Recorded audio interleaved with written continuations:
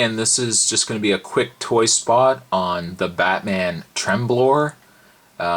This character was created only really for the Batman cartoon. He hasn't really gone on to be in anything else like Harlequin ended up being.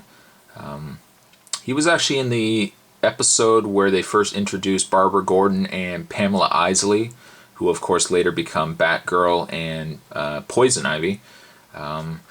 Very, very much of a forgettable character this guy was.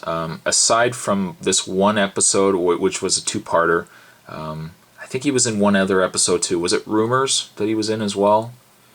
But I mean, he was used, and then as quickly as he was forgotten again. I'm a bit surprised that they actually made a figure of him. He is really short. He was taller in the cartoon than he is in the figure here. Just to give you a scale comparison. Just bring the camera down here. Just to give you a scale comparison. Here he is next to Crazy Sleeves Joker. Now, you know, he's a little bit taller than Joker. In the cartoon, though, he would be considerably taller. You know, he'd be a good extra couple of feet above that.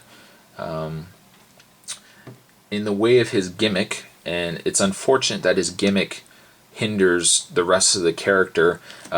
He's got these arms, and the idea in the cartoon was that he could vibrate, and he had these vibrating abilities, kind of like what Shocker was in the Spider-Man continuity.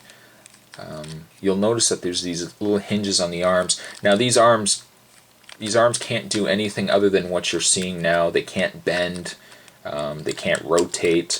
They're pretty much just fixed. They're a little hinged and loose, and it's the only reason why is because of the gimmick on the back. The idea is you rotate this. Let's try to rotate this, and that's what he does. Yeah, that's it. That's it, my friends. Kind of pointless. I mean, it's an alright gimmick for a very forgotten character. I mean, there's nothing about him that stood out in the series or in the toy. I think this guy was sold in the stores and then forgotten as quickly as he came. The only articulation he does have, aside from his head, and even in his head it's very tight, but he also has rotation in his waist, which really, the fact that he's wearing a trench coat defeats the purpose that he can then do that.